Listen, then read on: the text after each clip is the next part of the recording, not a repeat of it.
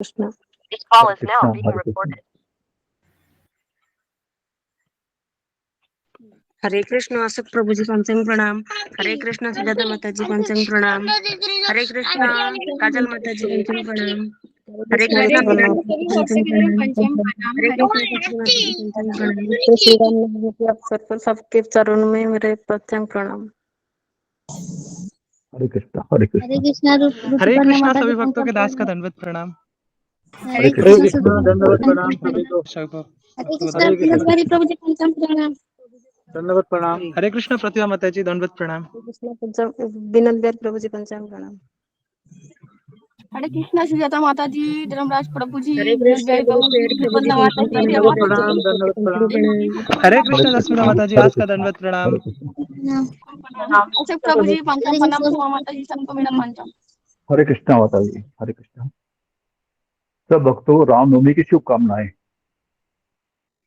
हरे कृष्ण आप प्रभु जी, सभी धन्यवाद रामनवमी की प्रभु, सभी आपको शुभकामनाएं। भी बधाई। हरे हरि कृष्णा हरे बोल हरि कृष्णा बोल। हरे बोल हरि बोल हरि बोल। हरि बोल हरि बोल। हरे बोल।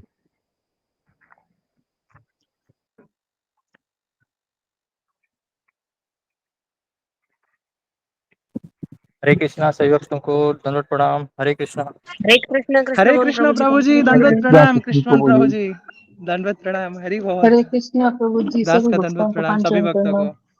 हरे दंडवत कृष्ण प्रणाम। प्रभु जी पंचम प्रणाम। हरे कृष्णा।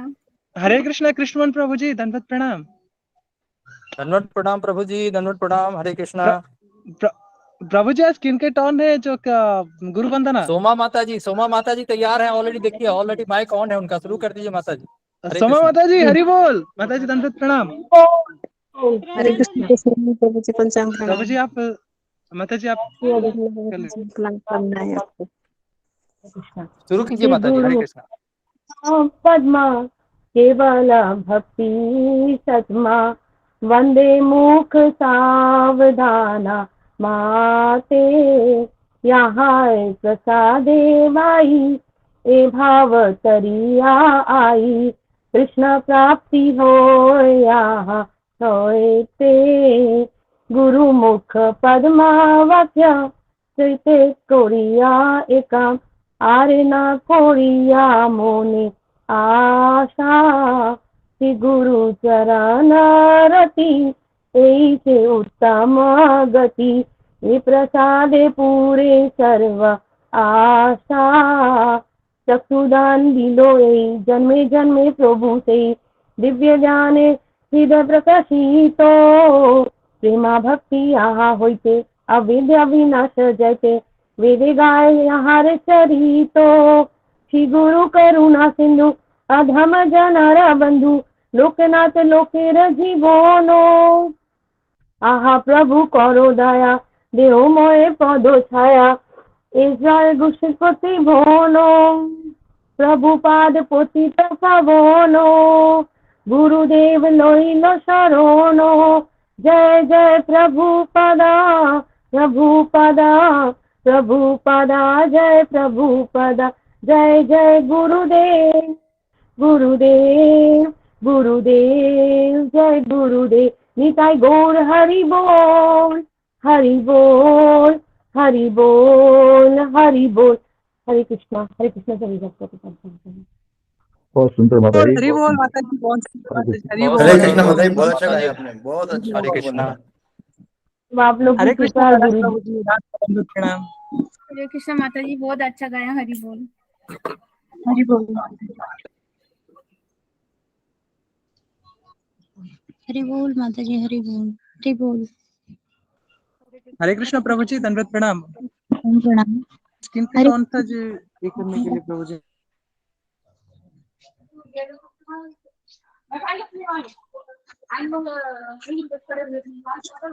उनको पंचांग प्रणाम।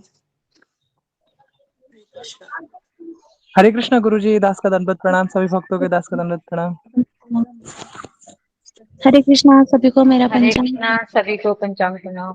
हरे हरे कृष्णा गुरु जी पंचांग प्रणाम सभी भक्तों को मेरा पंचांग प्रणाम। हरे कृष्ण साधना माता जी दंडवत प्रणाम। हरे कृष्णा हरे कृष्णा सभी भक्तों को दास का दंडवत प्रणाम। हरे कृष्णा सभी भक्तों को पंचांग प्रणाम। सभी भक्तों को हरे कृष्णा पंचांग प्रणाम। हरे कृष्णा सभी भक्तों को मेरा पंचांग प्रणाम। हरे कृष्णा हरे कृष्णा मामनी माता जी दास का दंडवत प्रणाम। सभी भक्तों के दास का दंडवत प्रणाम। दीप्ति माता जी का हरे कृष्णा सभी भक्तों को पंचांग प्रणाम। हरे कृष्णा। हरे कृष्णा।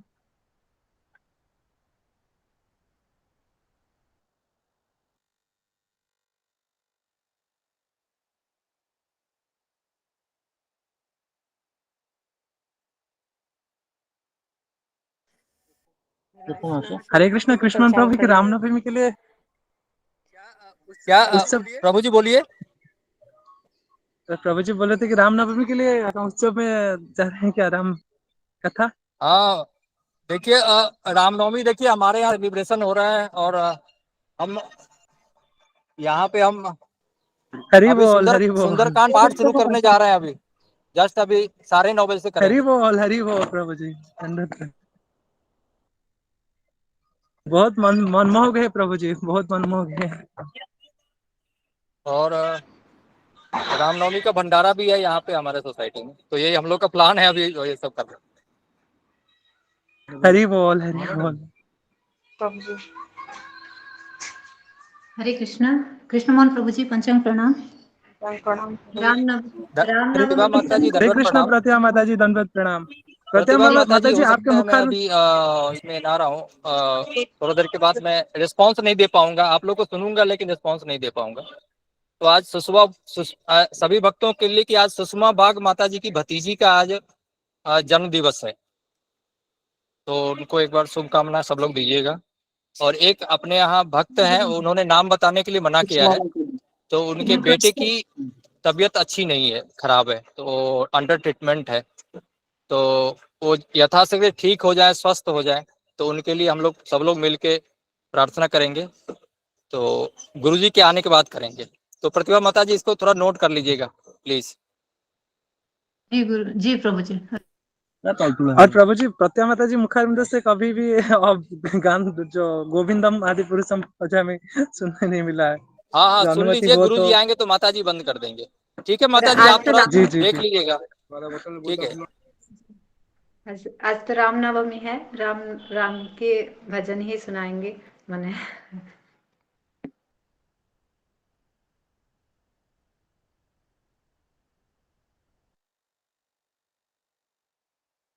हरे कृष्णा सभी भक्तों को प्रणाम। हरे कृष्णा सभी भक्तों को पंचांग प्रणाम। हरे कृष्णा सभी भक्तों को पंचांग।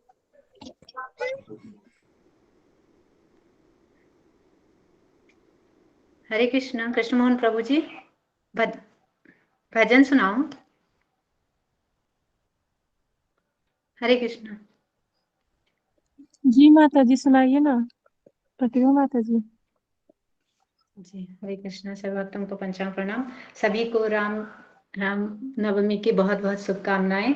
और राम के चरणों में मेरा, गुरु जी के चरणों में मेरा पंचांग प्रणाम। सभी भक्तों के चरणों में पंचांग प्रणाम।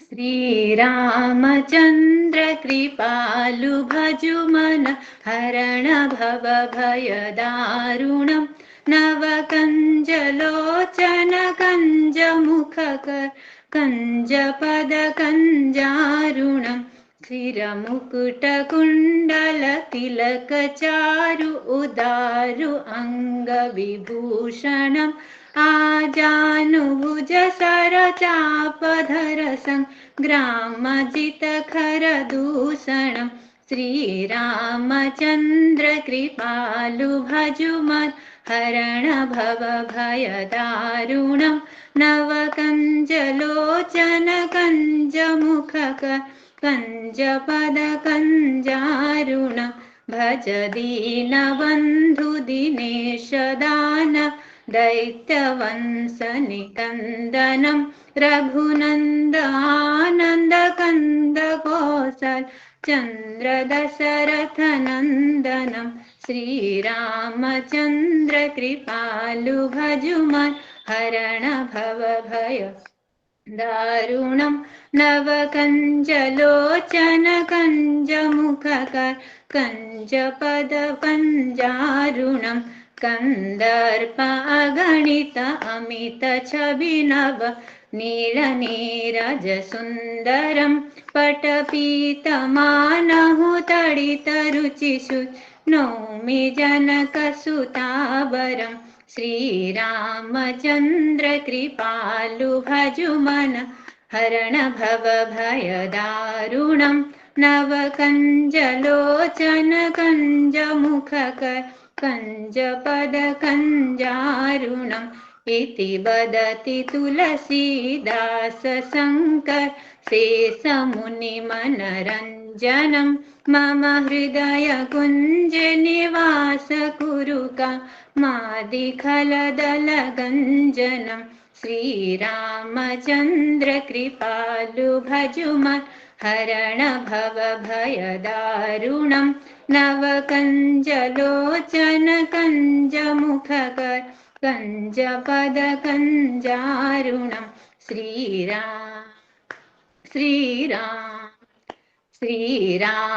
जय श्रिय राम जय श्रिय राम जय श्रिय जानकी श्रीराम जय श्रिय राम जय श्री राम जय श्रिय जानकी श्रीराम सियावर रामचंद्र की जय पवन सुत हनुमान की जय बोलो भाई सब संतन की जय। हरे कृष्ण। जय हरि बोल। बहुत सुंदर माता जी, बहुत सुंदर। हरि हरि बोल हरि बोल हरि बोल माता जी, दंडवत प्रणाम। बहुत अच्छा बोला माता जी आपने, बहुत अच्छा। पंचांग प्रणाम आप सबको, गुरु जी को पंचांग प्रणाम। हरे कृष्णा कृष्ण कृष्ण हरे हरे, हरे राम हरे कृष्ण गुरु जी, दास दंडवत प्रणाम। गुरु जी दंडवत प्रणाम। गुरु जी हरे कृष्णा। हरे कृष्ण गुरु जी दंडवत प्रणाम। हरे कृष्ण गुरु जी, हरे कृष्ण हरे हरे कृष्ण गुरु जी पंचांग प्रणाम। हरे कृष्ण सभी भक्तों को पंचांग प्रणाम। हरे कृष्णा गुरु जी। हरे कृष्ण हरे कृष्ण सबको हरे कृष्णा गुरु जी पंचांग प्रणाम। दंडवत प्रणाम। हरे कृष्ण। ओके गुरु जी हरे पंचांग कृष्णा प्रणाम। गुरु जी पंचांग प्रणाम। हरे कृष्णा सभी भक्तों की तरफ पंचांग प्रणाम। जी। हरे कृष्णा गुरु जी हरे पंचांग कृष्ण हरे कृष्ण सबको हरे कृष्ण।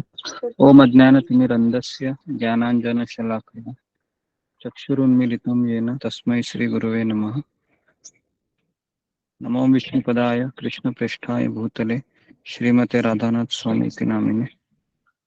जय श्री कृष्ण चैतन्य प्रभु नित्यानंद श्री अद्वैत गदाधर श्रीवासादि गौर भक्त वृंद। हरे कृष्ण कृष्ण कृष्ण हरे हरे, हरे राम राम राम हरे हरे।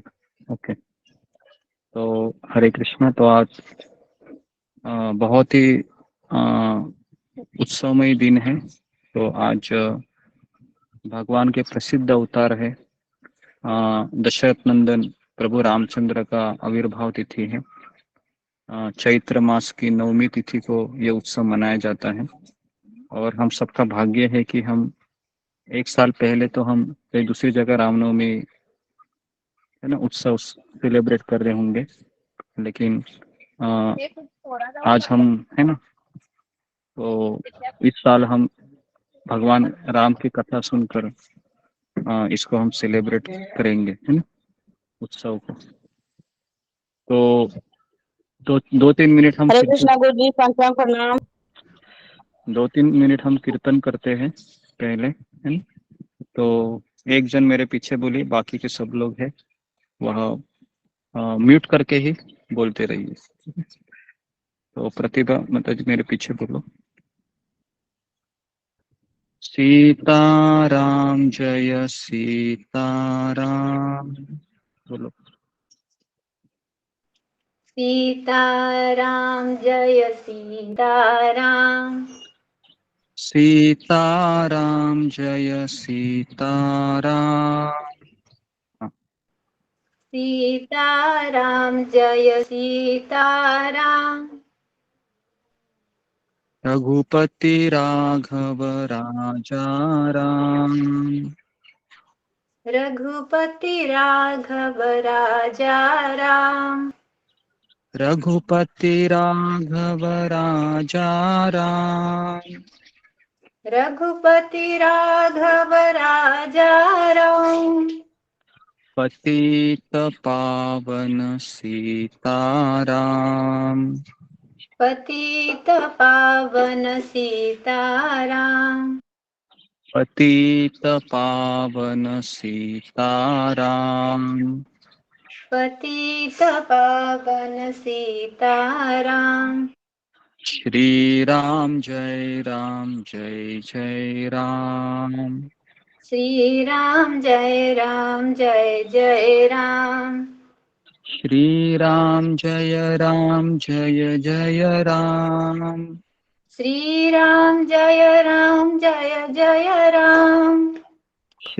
राम जय राम,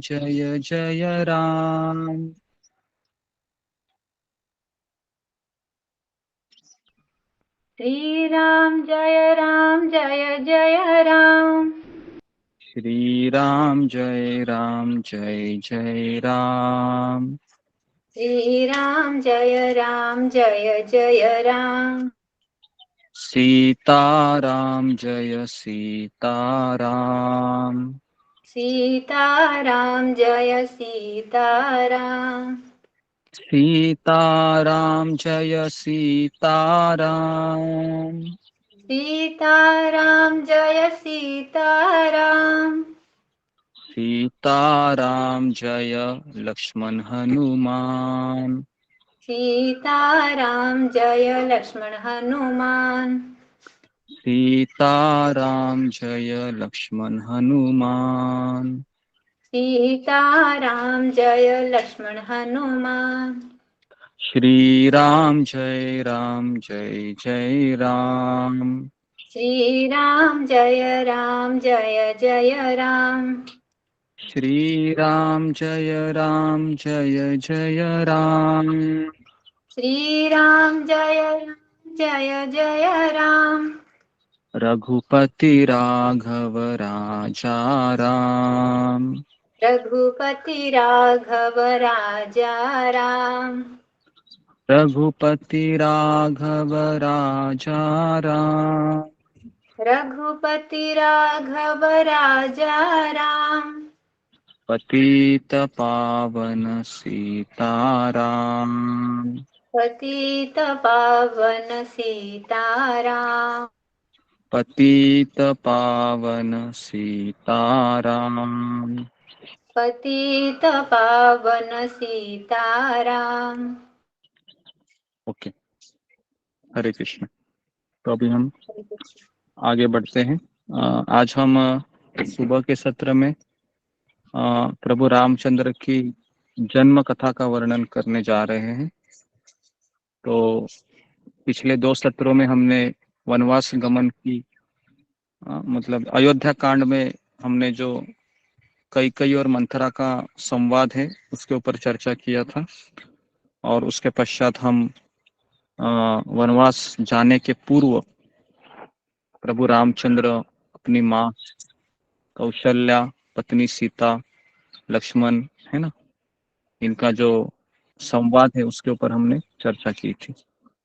तो जैसा कि आज रामनवमी है तो आज हम राम की जन्म कथा के बारे में चर्चा करते हैं। गुरुजी आपकी तबीयत सही है? तबीयत अभी भी ठीक नहीं है, थोड़ा सा सर दर्द शुरू हो गया है 3-4 दिन से, लेकिन बीच बीच में होता है। ठीक है, ओके। तो हम आगे बढ़ते हैं हमारी प्रभु रामचंद्र की कथा में, क्योंकि आज इतना अच्छा दिन है कि हमें भगवान राम के बारे में सुनना चाहिए, इतना सुनना चाहिए कि जब प्रभु रामचंद्र भरद्वाज मुनि को पूछते हैं कि हम कहाँ रहे, आप बताइए हमें, हम तो इस वन से अपरिचित है, हम तो जानते नहीं है कहाँ में रहना है। तो भरद्वाज मुनि बहुत सुंदर उत्तर देते हैं भरद्वाज मुनि कहते हैं कि आप कहाँ नहीं रहते हैं प्रभु, आप सभी जगह तो रहते हैं। उसके बाद वो ऐसा कहते हैं, सुंदर कहते हैं, वो कहते हैं कि जिसके श्रवण समुद्र समान। पता है आपको, एक श्लोक है रामचरितमानस में, हाँ? जिनके श्रवण समुद्र समान। श्रवण मतलब कान, है ना, इसको कान की, जो आपके बारे में श्रवण करता रहता है। कैसे करता है? समुद्र समान। समुद्र की कोई सीमा होती है क्या? अगर आप समुद्र को देखोगे तो समुद्र बहुत गहरा होता है ना, और उसका कोई किनारा दिखाई नहीं देता है। तो वैसा हमारा, हाँ, तो भरद्वाज मुनि कहते हैं कि जिनके कान आपकी कथा सुनने के लिए लालायित रहते हैं, उनके हृदय में है प्रभु आप निवास कीजिए। तो इस तरीके से भरद्वाज मुनि कहते हैं। तो इसके लिए जब भी कोई उत्सव है ना, तो कहीं दर्शन करने से जाने से अच्छा है कि हमें भगवान के बारे में सुनना चाहिए। अगर हम सुनेंगे नहीं तो भाव ही नहीं उत्पन्न होगा, और अगर भाव उत्पन्न नहीं होगा तो हम कैसे भगवान से हम फिर सेवा करेंगे। तो इसलिए हमें रोज सुनना चाहिए, है ना। तो आज हमारा परम सौभाग्य है, शील प्रभुपाद की असीम अनुकंपा के कारण ही, है ना, रामनवमी के दिन हम प्रभु रामचंद्र की कथा सुनने के लिए यहाँ पर बैठे हैं। नहीं तो इस घोर कलयुग में, है ना, और प्रभु रामचंद्र के बारे में सुनना बहुत कठिन है ना। जैसे हमारे गांव में रामनवमी मनाई जाती है, तो कोई राम के मंदिर में हार्डली कोई जाता है, वहां पर दर्शन करने के लिए जाते हैं। थोड़ा सा फूल लेके जाएंगे, हार लेके जाएंगे, प्रणाम करेंगे, और फिर कहाँ जाएंगे? फिर सारे लोग फिर मेला घूमने के लिए जाते हैं, और वहां पर अलग अलग के, है ना, काम को उत्तेजित करने वाले वहां पर चीजें होती रहती है ना। तो इसके लिए शिला प्रभुपाद का हमें बहुत ऋणी होना चाहिए, गुरुदेव का, कि उन्होंने हमें ये रामनवमी कैसे सेलिब्रेट करनी है वो सिखाया है। तो अभी हमारा कैमरा जाता है ना, वाल्मीकि मुनि की ओर, है ना। तो ये सुंदर कथा है। तो वाल्मीकि मुनि ये, है ना, बहुत, है ना, चिंता में रहते हैं, और तभी उनके गुरु नारद मुनि का आगमन होता है। और देवर्षि नारद मुनि से वाल्मीकि मुनि पूछते हैं कि आप मुझे बताइए कि संसार में हीरो कौन है, कौन नायक है इस संसार में। तो वाल्मीकि मुनि ने आगे पूछा, क्या इस संसार में ऐसा कोई व्यक्ति है जो सद्गुणी होने के साथ साथ शक्तिशाली भी है, करुणावान भी है, चरित्रवान है, बुद्धिमान है, क्रोध को वश में रखने वाला है, सबको मोहित कर देने वाला है, ईर्ष्या से परे है? ऐसा कोई व्यक्ति है? ऐसा ये सवाल वाल्मीकि मुनि नारद मुनि को पूछते हैं अपने गुरु से। तो वाल्मीकि मुनि अपने शिष्य, नारद मुनि अपने शिष्य वाल्मीकि की उत्कंठा का अनुमान लगाया जा सकता था, तो उन्होंने कहा कि हाँ, ऐसा एक व्यक्ति है। कहा कि जो जिनमें इतनी योग्यताएं है कि उनका वर्णन कर पाना बहुत कठिन है। तो फिर नारद मुनि किसी सटीक उत्तर तक आने से पूर्व अपने हृदय की अतल गहराइयों में उतरना चाह रहे थे। तो हमें इसमें क्या सीख मिलती है? हमें यहाँ पर ये सीख मिलती है कि हर एक व्यक्ति अपने जीवन में एक नायक चाहता है, एक हीरो चाहता है, जिससे वह अपना आदर्श मानकर, है ना, उनके पद चिन्हों पर चल सके। तो यहाँ पर वाल्मीकि मुनि भी नारद मुनि को वही प्रश्न पूछते हैं कि मुझे उस व्यक्ति के बारे में जानना है। तो नारद मुनि के हृदय में कहीं गहराई में, है ना, विचार विमर्श करने के पश्चात, है ना, नारद मुनि ने धीरे से अपनी आंखें खोली सोचने के बाद, और मुनि ने कहा, वाल्मीकि मुनि से कहा कि जिस नायक की वो खोज में है, जो इन सभी गुणों तथा विशेषताओं से युक्त है, वो और कोई नहीं है, वह है दशरथ नंदन श्री राम है। तो उन्होंने फिर राम के गुणों का वर्णन करने के नाम पर संपूर्ण रामायण सुना डाली, जो कि प्रभु राम की ही कथा है। वाल्मीकि मुनि रामायण सुनने के पश्चात नारद मुनि एक बार फिर से, है ना, अपनी यात्राओं पर निकल पड़े। लेकिन वाल्मीकि मुनि अपने गुरु को आश्चर्यचकित भाव से देख रहे थे, और आकस्मिक इस भेंट के बारे में वो सोच रहे थे कि क्या, क्यों मुझे इस तरीके से कथा मेरे गुरु ने कही, है ना। तो वाल्मीकि भी नारद मुनि के कोई साधारण शिष्य नहीं थे, है ना। तो अपने गुरु के प्रस्थान के बाद वो कहाँ गए? वो प्रतिदिन गंगा स्नान करने के पश्चात उस दिन अपने शिष्य भारद्वाज के साथ तमसा नदी के तट पर जा पहुंचे।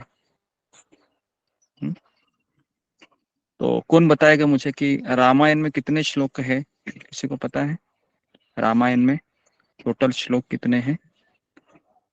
तो रामायण में 24,000 श्लोक है, इसको नोट कीजिए आप।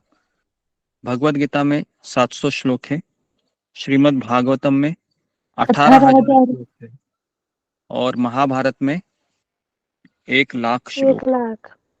ठीक है, तो इसको आप नोट कीजिए, क्योंकि एटलीस्ट हमें कितने श्लोक हैं पता होना चाहिए। मैं वापस बता रहा हूँ, रामायण में 24,000 श्लोक है, गीता में 700 श्लोक है, भागवतम में 18,000 श्लोक है, और महाभारत में 1,00,000 श्लोक है। और गुरु जी तो चैतन्य चरितामृत का मुझे इतना पता नहीं है अभी तो इस तरीके से कितने श्लोक है टोटल? अगर हमने महाभारत शुरू किया तो खत्म ही नहीं होगा, है ना, जिंदगी भर चलता रहेगा। देखो कितना सुनने के लिए है। अगर हम केवल सुबह उठ के माला जप करेंगे और दिन भर सुनते ही रहेंगे ना, तो भी हमारा जीवन आसानी से कट सकता है ना। थोड़ा भूख लगा, थोड़ा सा खाना खाने का, थोड़ा विश्रांत लेने का, और बाद में वापस कथा सुनते रहने का, इसी में हमारा जीवन चला जाना चाहिए, है ना। तो आज भी रामनवमी के दिन कई दिन कंपनी में जाके काम कर रहे होंगे, है ना, राम की कथा सुनने की उनकी इतना इच्छा रहती है, लेकिन क्या करें, है ना। तो इस तरीके से वाल्मीकि मुनि अपने शिष्य भारद्वाज के साथ तमसा नदी पर जाते हैं। जो ही उन्होंने नदी में कदम रखा, उन्होंने देखा कि यहाँ का जल कितना स्वच्छ है। तो भारद्वाज मुनि से कहा, वाल्मीकि ने मुनि ने, कि इस नदी का जल कैसा है? जैसा कि एक साधु का मन होता है। साधु के मन में कोई छल कपट, कोई गंदगी नहीं होती है। उसी तरीके से ये तमसा नदी का जल है, पूरा शांत है। तो इस तरीके से, है ना। अचानक फिर क्या हुआ? अचानक ही वाल्मीकि नदी के तट के आसपास उन्हें 2 क्रौंच पक्षी दिखाई दिए। वे क्या कर रहे थे? काम क्रीड़ा कर रहे थे दोनों पंछी। क्रौंच पक्षी ये दिखने में सारस पक्षी की तरह होता है, और वाल्मीकि उनके संयोग को देखते रहे और उस दृश्य में मग्न हो गए। तो क्रौंच पक्षी के बारे में बताया जाता है कि क्रौंच पक्षी अपने साथी को पूरे जीवन के लिए चुनते हैं और मृत्यु पर्यंत कभी विलग नहीं होते हैं। यदि उनमें से कोई एक जीवित रह जाता है, तो वह कभी अपने लिए दूसरा साथी नहीं चुनता है। उनका प्रेम और निष्ठा ऐसे ही होती है क्रौंच पक्षी की।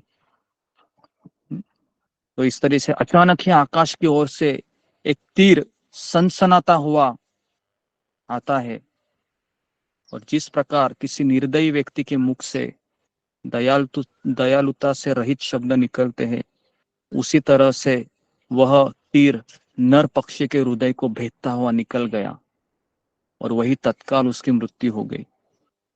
दुख से व्याकुल मादा पक्षी चित्कार कर उठी। उसने उसके साथी से कितनी निर्दयता से विलग कर दिया गया था। उस विलाप को सुनकर वाल्मीकि का हृदय भी बहुत संताप से भर गया, है ना।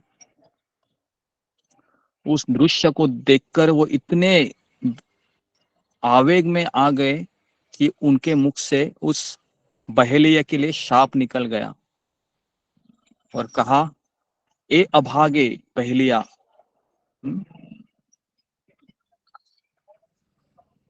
क्योंकि तुमने काम में उन्मत्त नर पक्षी को हत्या किया है, उसे संभोग के दौरान उनके साथी से विलग किया है, तुझे आने वाले युगों में निंदा का भागी होना होगा, तेरा कभी भला नहीं होगा। ऐसा शाप देते हैं बहेलिया को। वाल्मीकि के मुख से शब्द निकले तो उन्हें अपनी प्रतिक्रिया का भान आया कि ये मैंने क्या किया। वो पश्चाताप करने लगे कि मैं क्रोध के वश में आकर बहेलिया को शाप दिया। उन्होंने स्वयं को फटकारा, है ना। और उसके बाद फिर वाल्मीकि मुनि सोच रहे थे कि ये मेरे साथ क्या हुआ करके, और तब उनको अचानक पता चला कि मैं भी एक समय में कौन हुआ करता था, मैं भी एक शिकारी हुआ करता था, है ना।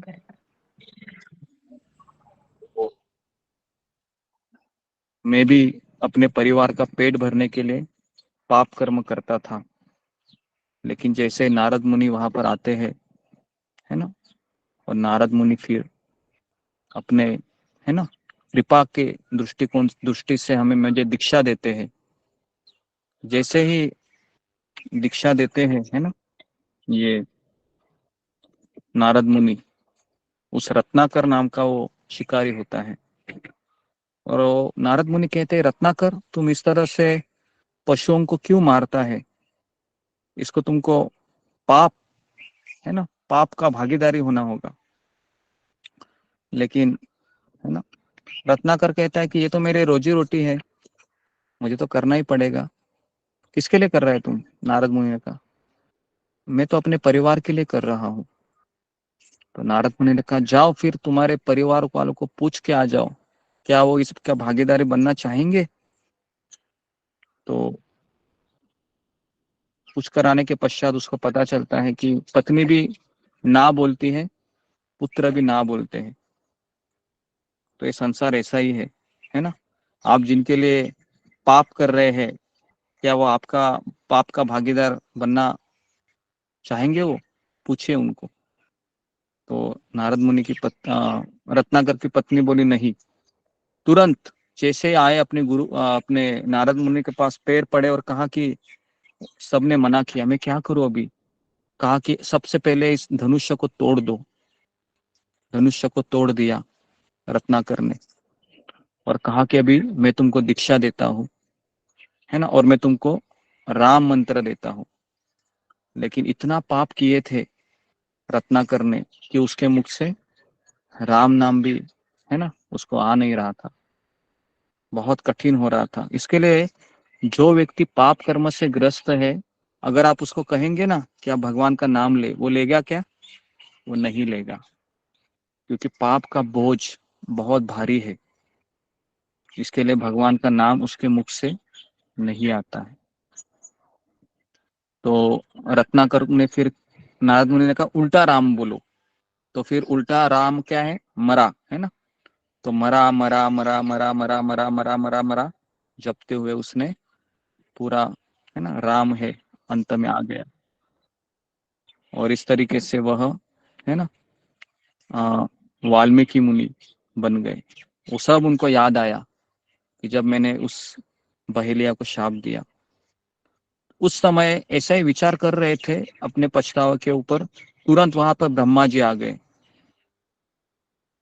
और ब्रह्मा जी ने कहा कि मेरा ये आदेश है तुमको कि तुम भगवान राम की संपूर्ण जीवन गाथा को श्लोकों में रचो। तो ये आज्ञा किसने दिया था वाल्मीकि मुनि को? ब्रह्मा जी ने। ब्रह्मा जी। ब्रह्मा जी। तो ब्रह्मा जी ने ऐसा आज्ञा दिया और ब्रह्मा जी ने आगे कहा, जब तक धरती पर नदियां तथा पर्वत रहेंगे, राम की पुण्य गाथा फलती फूलती रहेगी। जब तक इस धरती पर रामायण का पाठ होता रहेगा तो संसार आपको भी जानेगा, रामायण के साथ साथ आपकी भी पूजा होगी। इस तरीके से ब्रह्मा जी कहकर अदृश्य हो गए। अभी वाल्मीकि मुनि रामायण के लेखन की तैयारियों में जुट गए। इसके आरंभ में से पूर्व विचार करने लगे कि मैं ही क्यों, मुझे ही ये कार्य क्यों सौंप दिया गया। कई लोग थे। तो इस तरीके से वाल्मीकि मुनि सोच रहे थे तो उनके मुख से एक श्लोक निकला था। जब वह क्रौंच को जब वो शाप निकला ना, वही पहला श्लोक रामायण का था, है ना, जो उनके मुख से निकला था बहेलिया को शाप के रूप में, है ना। तो इस तरीके से, है ना, वाल्मीकि मुनि है वो रामायण की रचना करते हैं।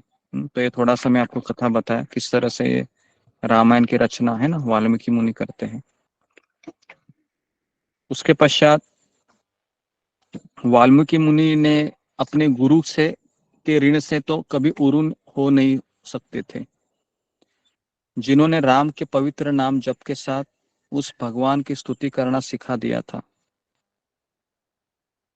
अब वे जानते थे कि उन्हें रामायण की रचना के लिए क्यों चुना गया, क्योंकि नारद मुनि की क्षमा तथा करुणा से ही उनको वो शक्ति प्रदान की गई थी। तो इसके लिए उन्होंने सारा श्रेय अपने गुरु नारद मुनि को दिया और इस तरीके से रामायण की रचना करने के लिए वह लग गए। अभी रामायण रचने के पश्चात अभी इसका प्रचार कौन करेगा, कौन गाएगा इसको? तो वाल्मीकि मुनि की कुटिया में, आपको पता है ना, जब प्रभु रामचंद्र अयोध्या वनवास से वापस आते हैं तो आपको याद होगा कि एक धोबी था उस अयोध्या में। वह उसको कहीं से ना कहीं से प्रभु रामचंद्र को पता चलता है कि मेरी प्रजा में एक प्रजा ऐसा है कि जो मुझ पे संदेह कर रहा है कि इतना दिन कोई औरत कोई दूसरे पुरुष के पास रहती है, ऐसे स्त्री को कैसे राम ने स्वीकार किया। ये उसके मन में प्रश्न था, है ना। तो फिर जब ये दूत के द्वारा पता चला, है ना, प्रभु रामचंद्र को, तो राम को लगा कि अरे बाप रे, ये क्या है, अगर प्रजा मेरे में संदेह करेगी तो मैं आदर्श राजा कैसे हो सकता हूँ, क्योंकि वो भी तो मेरी संतान है। तो इसलिए उन्होंने लक्ष्मण को बुलाया था, लक्ष्मण आ जाओ, तुम्हें अभी एक ऐसी सेवा करनी पड़ेगी, बहुत कठिन है। लक्ष्मण जी को सारा वृत्तांत बताते हैं। फिर लक्ष्मण जी सीता को छोड़ने के लिए जाते हैं वाल्मीकि मुनि के आश्रम में ही। सीता को इसकी कुछ खबर नहीं होती है और सीता तभी प्रेग्नेंट रहती है, उसके पेट में बच्चा होता है। और जब किसी स्त्री के पेट में बच्चा होता है तो उसको पति की ज्यादा जरूरत होती है, लेकिन उसी समय पति ने, प्रभु रामचंद्र ने सीता का त्याग कर दिया। लेकिन पूरे रामायण में सीता माता ने अपने पति के खिलाफ कोई कंप्लेंट नहीं की है, कोई कंप्लेंट नहीं है। तो ये सीता से हम सीख सकते हैं। हालांकि उसको कंप्लेंट करने का पूरा अधिकार था, लेकिन उसने अपने पति के खिलाफ एक भी कंप्लेंट नहीं की। हालांकि उनके पति वैसे आदर्श थे, है ना, प्रभु राम थे, लेकिन कर सकते थे कंप्लेंट, लेकिन नहीं किया। उसने अपने 2 पुत्रों को जन्म दिया वाल्मीकि मुनि की कुटिया में, है ना, और तपस्या भरा जीवन जिया। और जब वाल्मीकि मुनि ने रामायण लिखी तो वो सोच रहे थे कि कौन इसका प्रचार करेगा, तो उनकी नजर सीता के 2 सुकुमार बच्चों के ऊपर पड़ी। और उस 2 बच्चों को भी पता नहीं था कि जिस रामायण का पाठ मेरे गुरु वाल्मीकि मुनि करा रहे हैं, है ना, वह मेरे पिताजी है। तो ये रहस्य भी, है ना, सीता माता खोल देती है। जब उनको पूछा जाता है कि तुम किसके पुत्र हो, तो लव कुश कहते हैं कि हम प्रभु राम के पुत्र हैं। तो प्रभु रामचंद्र प्रमाण पूछते, इसका कोई प्रमाण है क्या? तो बोले कि मेरे गुरु वाल्मीकि मुनि कभी झूठ नहीं बोलते, ये पहला प्रमाण है। और दूसरा प्रमाण है कि मेरी माँ सीता अभी भी है। तो तभी प्रभु रामचंद्र कहते कि जाओ, तुम्हारे गुरु और तुम्हारी माँ को बुला के लेके आओ। और तब जाके सीता कहती है मैं थक गई हूँ इस संसार में अग्नि परीक्षा देते देते। और वो ऐसा कहती है कि अगर मैंने स्वप्न में भी मेरे पति के अलावा किसी दूसरे पुरुष का स्मरण किया है, तो हे पृथ्वी देवी, तुम मुझे अपनी गोद में संभालो, है ना। तो इस तरीके से वो धरती फट जाती है और वहां पर पृथ्वी देवी प्रकट होती है और फिर वह सीता माता को लेके चली जाती है। तो रामायण में अगर आप सीता का भी जीवन देखोगे, जो जनक नंदिनी थी, लेकिन शादी के पश्चात केवल उसके जीवन में दुखी दुख आए, लेकिन कभी भी पूरे रामायण में अगर आप देखोगे तो कभी उन्होंने कंप्लेंट नहीं की है। तो ये सीता माता से हम सीख सकते हैं। क्यों नहीं कंप्लेंट करना चाहिए? क्योंकि संसार में जो कुछ हो रहा है ये मेरा ही किया कराया है, और इस संसार में जो कुछ होता है भगवान की इच्छा से ही होता है। तो इसके लिए भक्त कभी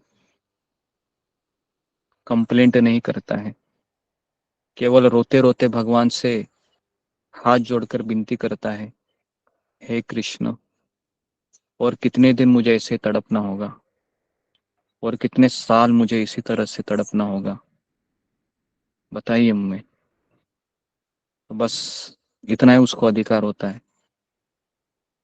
तो इस तरीके से ये मैंने इसलिए कहा कि रामायण की रचना करने के पश्चात वाल्मीकि मुनि लवकुश को रामायण सुनाते हैं, है ना। तो इस तरीके के बाद फिर वाल्मीकि मुनि है वह कैमरा है वो अयोध्या की तरफ मोड़ते हैं, है ना। और अगर आपको पता होगा, जब लवकुश रामायण सुना रहे थे ना, तो पूरा प्रजा है उस रामायण को सुनने में मग्न हो जाता है, गुंग हो जाता है। और जब सिंहासन पर जब प्रभु रामचंद्र अपने आप को अकेला महसूस करते हैं, तो फिर वो, ऐसा कौन है जो अकेला ही आनंद का भागी होना चाहता है, तो तुरंत वह सिंहासन से नीचे आ गए और अपनी प्रजा के बीच आ बैठे और गान का आनंद ले। परंतु ऐसा होना असंभव था, क्योंकि प्रजा उनके प्रति जिस आदर और मान का भाव रखती है थी, उसके कारण ऐसा नहीं हो सकता था। तो भगवान राम चोरी से छिपे छिपे धीरे धीरे सीढ़ियां उतरने लगे और श्रोताओं की ओर आते आते उन्होंने अपने आभूषण तथा कीमती वस्त्र निकाल दिए, ताकि किसी को पहचान ही ना लगे कि मैं राम हूं। और रामायण के गान में सुनने में इतने निमग्न हो गए, किसी को प्रभु राम का यह आभास ही नहीं हुआ कि हमारे पीछे हमारे प्रभु राम बैठे हैं। शीघ्र ही भगवान राम भी श्रोताओं का एक अंग बन गए, है ना।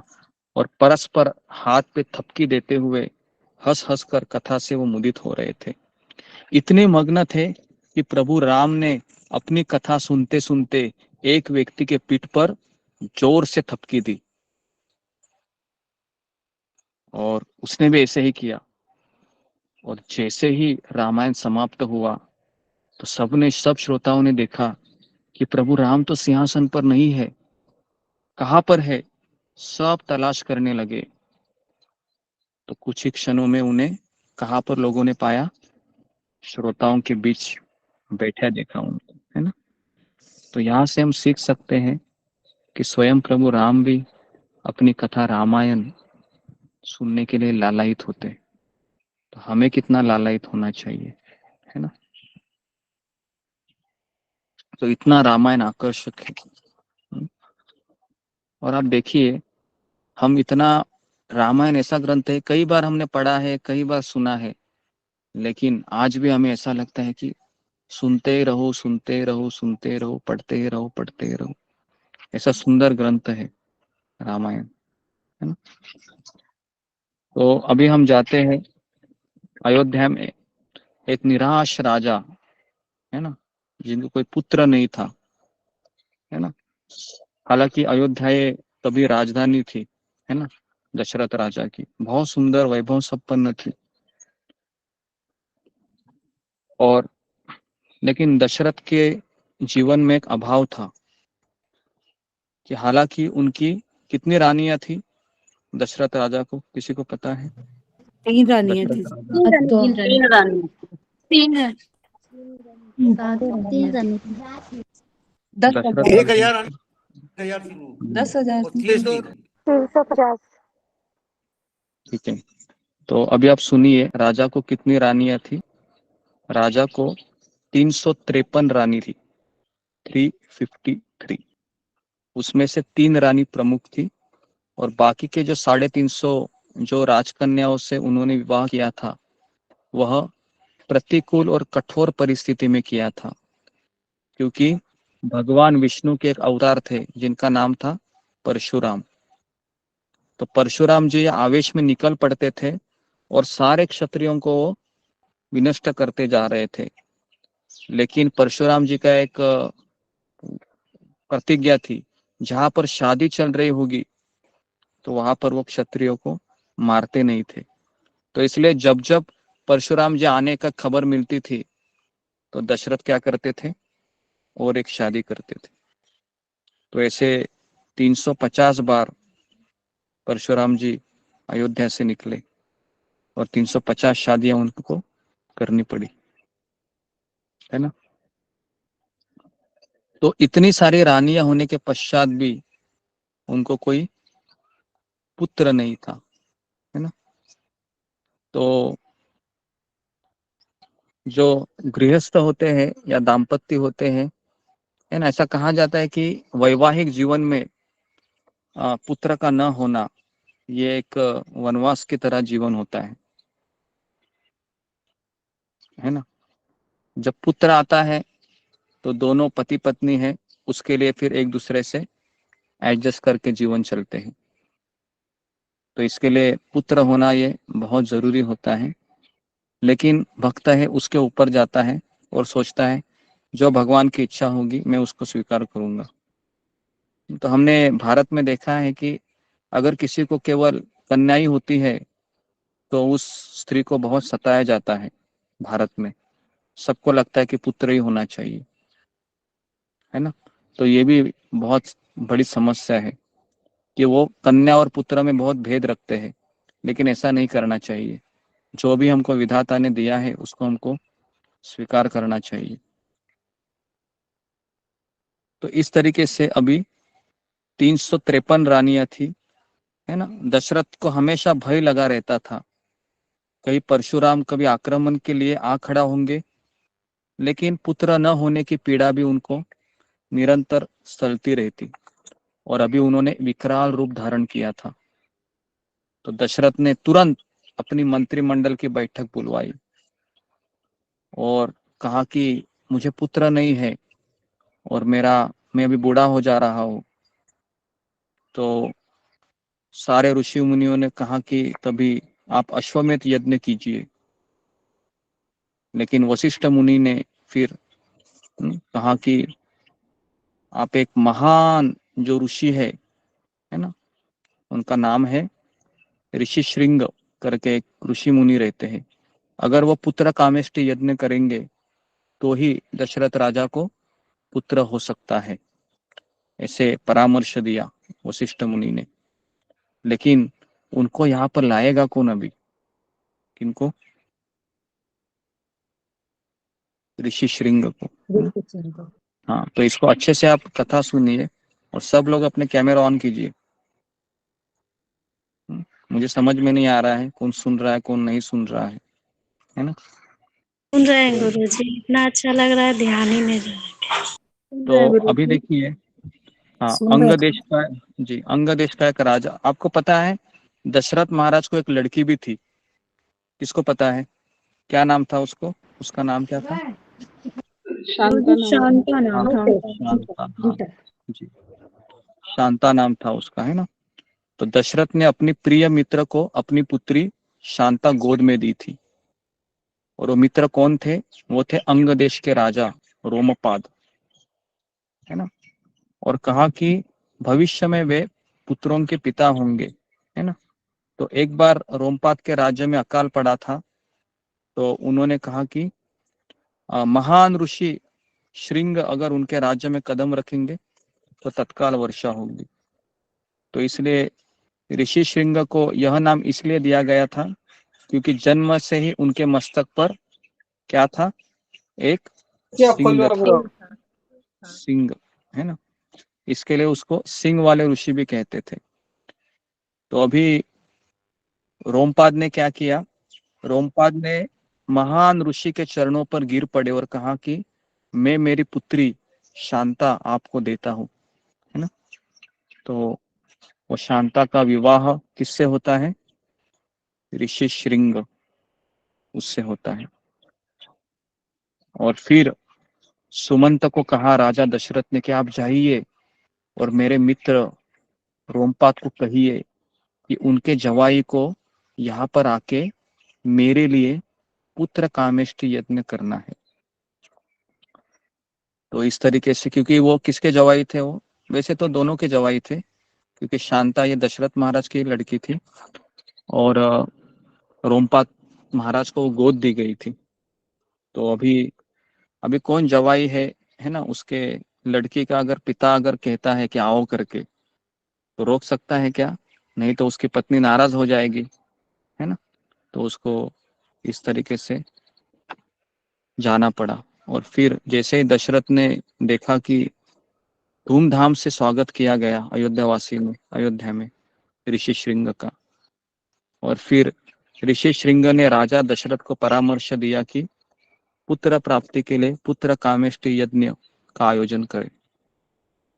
और फिर वशिष्ठ मुनि भी वहीं पर थे, और कामेष्टि यज्ञ के सफलतापूर्वक संपन्न होने के लिए आवश्यक था कि राजा दशरथ पहले पाप से मुक्त हो।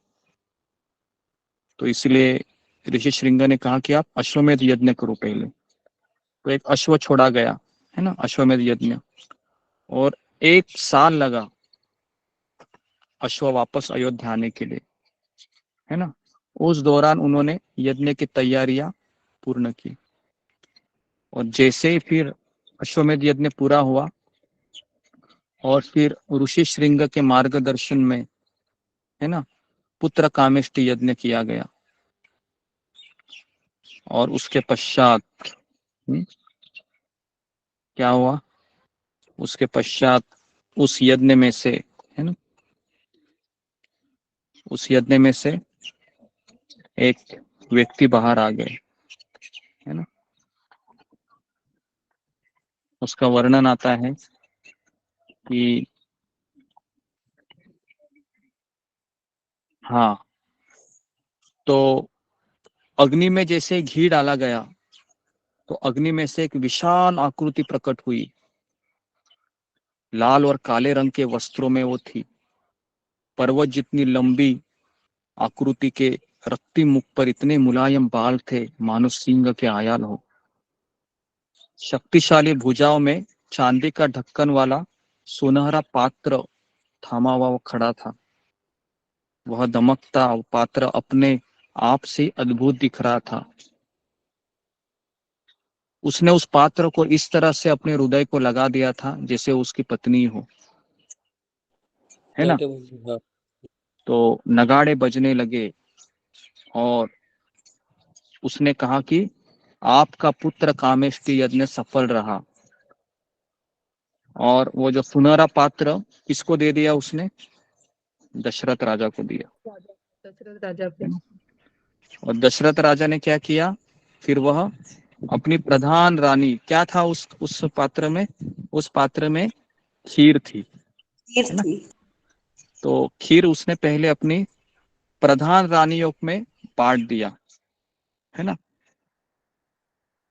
और फिर ऐसा कहा जाता है कि अभी के कैसे इसका देखो विभाजन हुआ, ये भी बहुत बड़ा जरूरी है समझना हमें, उस खीर का कैसे विभाजन हुआ।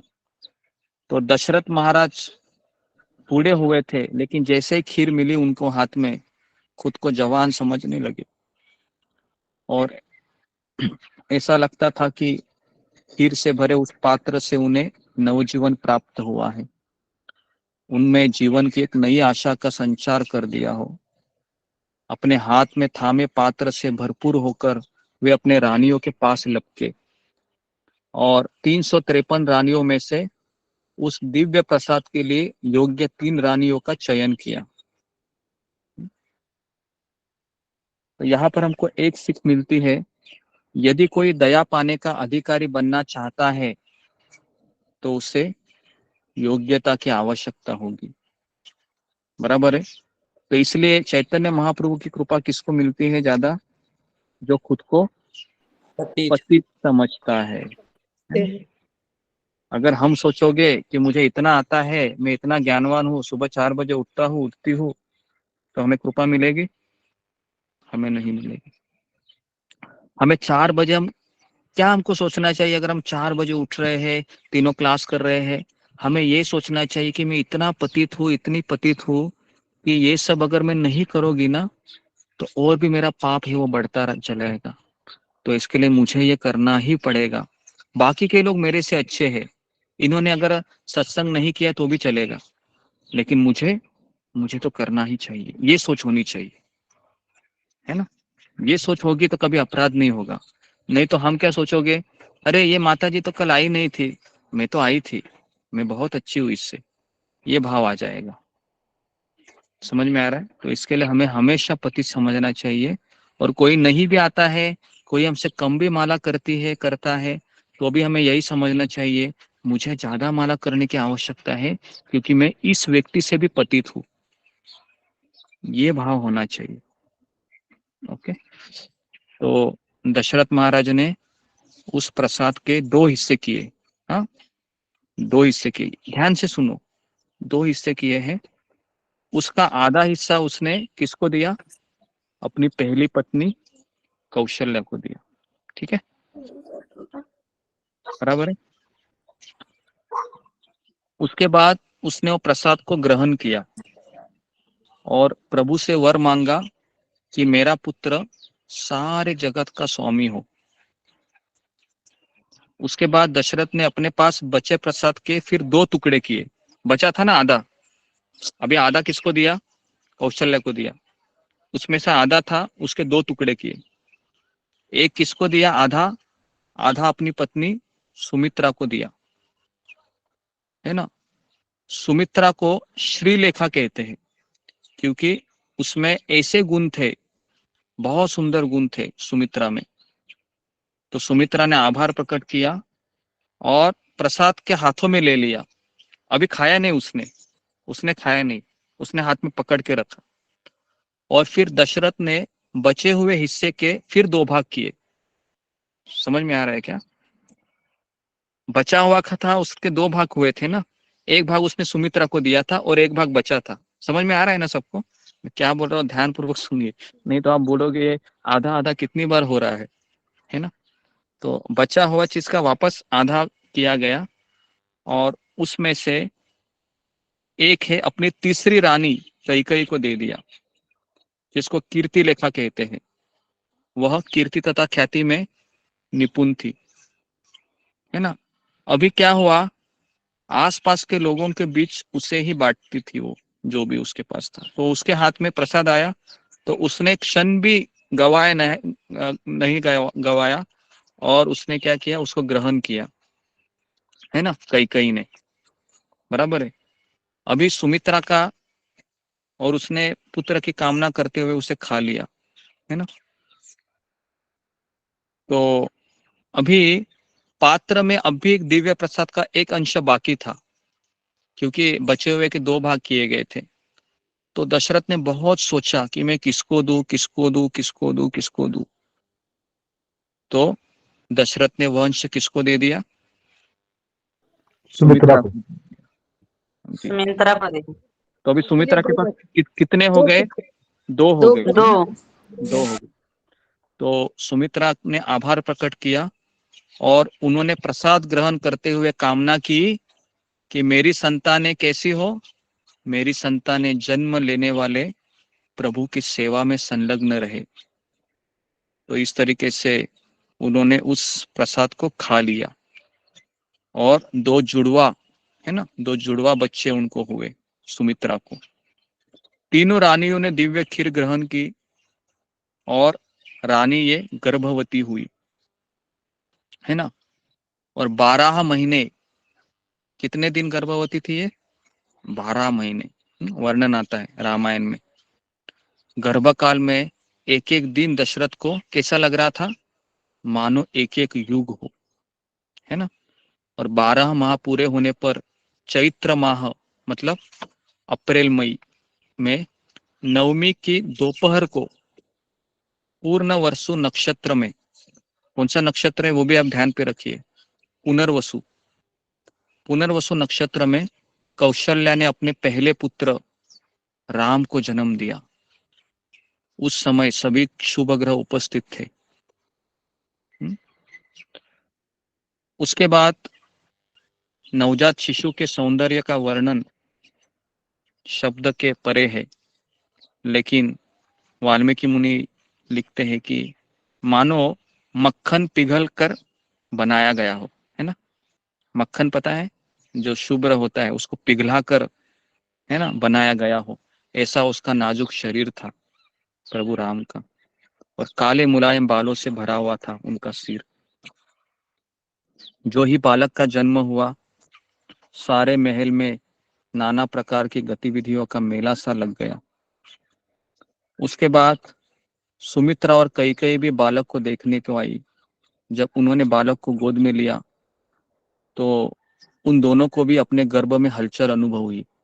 इसका अर्थ क्या है कि उनके पेट के जो बच्चे थे वो भी उत्सव मनाने लगे, है ना। दोनों रानियों ने अनुभव किया कि मेरे अंदर के जो बालक है वह इसका स्पर्श पाने के लिए बहुत उत्सुक हो रहे हैं। वे अपनी पेट की त्वचा पर आ रहे थे। उसके भीतर से अजन्मे बालक अपनी टांगे चला रहे थे ताकि नवजात के चरण छू सके।